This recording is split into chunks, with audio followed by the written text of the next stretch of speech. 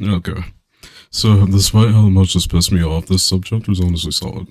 It's centered around wave enemies, so you'll get the most out of it when you're not mindlessly using a boosted Octo. For most of these, I'd recommend just playing without it to keep things interesting. The sub starts out with Intellectual Pursuit, a stage with decently aggressive enemies. Two of these are the stage's only wave enemy, Mr. Mur. The second one is where the stage actually starts, so. Bahamut can probably get through this entire part with Socrates, maybe even on his own also, but I just wanted to use Masashi. For all I care, some Japanese player probably already found a way to sweep this entire subchapter of Bahamut a whole month ago. Gacha skill might as well just be in their blood, I don't know what to tell you. From someone who loves seeing and figuring out bullshit like that himself from time to time, I'd rather not show off a subchapter by using him 6 times in a row. I just like to encourage being creative when a stage isn't too big of a pain in the ass. Musashi and Socrates are enough here, especially if you're using Ramen, but you've got plenty of options here. I'd recommend Kalisa, Cosmo's Ultraform, or Darked.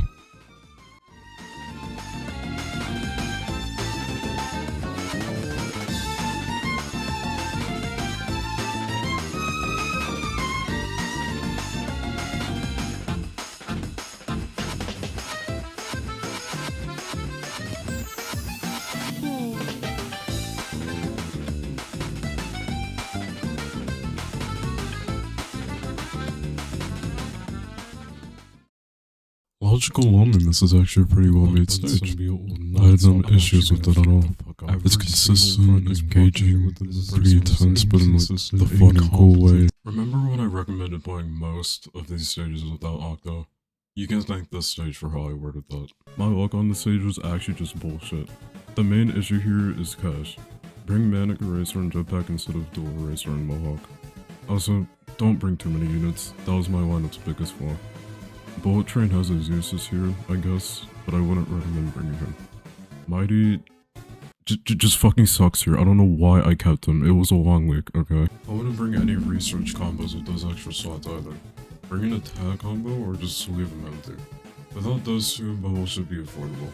You'll notice I never even deployed one because I was so nervous about being unable to afford Uro or Nova or just tapping out. This isn't even a nerve-wracking stage. I just had that many runs where Symbiote wasted no fucking time proccing a 5% wave less than a minute into each run.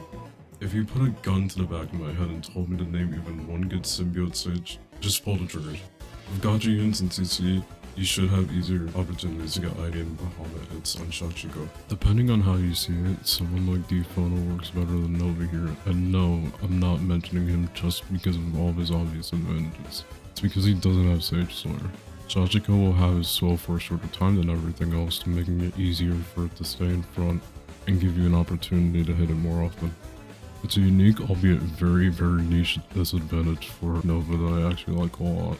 If you want to play this normally in Octolus, I wish you luck.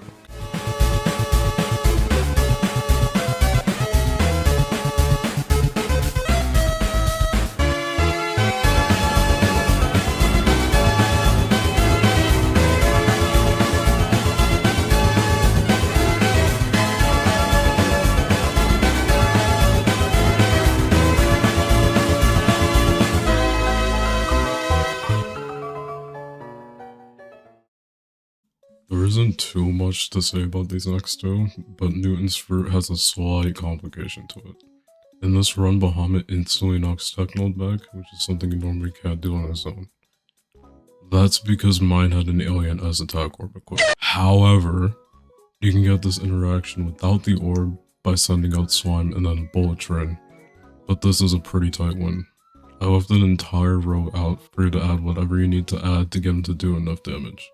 It can be Land Air Assault or Cool Japan, which of course has the addition of Row if you need to pivot and stall.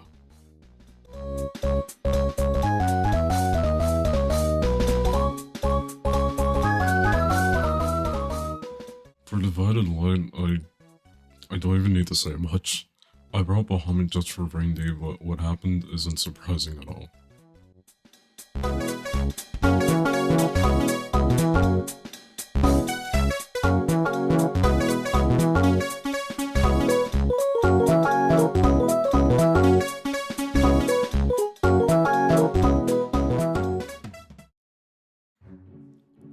Synthesis is a decently annoying stage no matter who you bring. As you can guess, a barrier-based stage blows for no gacha. What's especially obnoxious here are the design grooves. They're not worth bringing Holy Boss over if you're not using Kitty already. A stupid amount of RNG comes into play before you even hit the base. You really have to balance and pay attention to who you're sending out at the beginning. As you can tell, all it took for me to get pushed were one Zing and Gregory together. Once only Ultra Ball is left at the beginning, you have the opportunity to stack either only Bahamut or Bahamut alongside Valk. Otherwise, I wouldn't recommend playing this without any gacha units. If you're up for it, I respect you. You're not gonna have a good time though.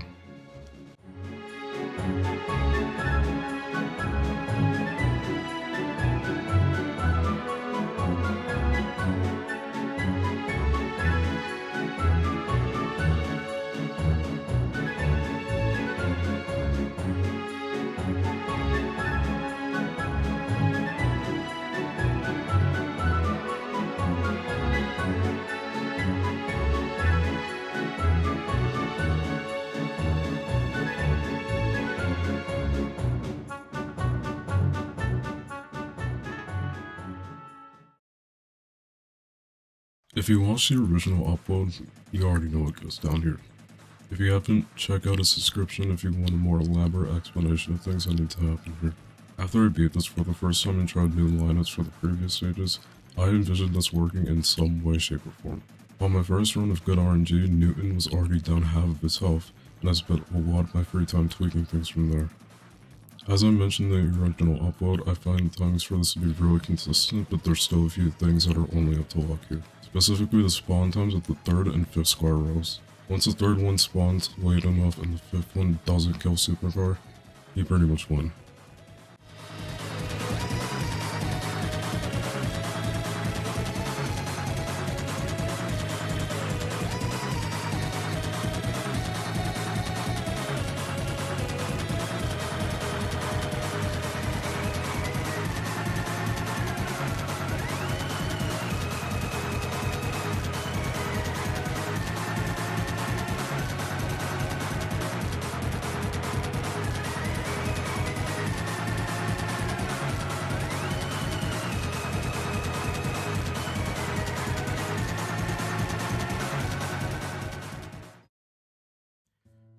Thanks for sticking around and listening to all my bannering.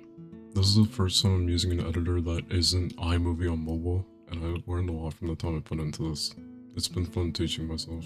My next video will probably be on Newton and the problem with his balancing. There's a couple lore implications and a possible reference no one's caught on to yet that I want to get into. If you're interested, make sure you subscribe.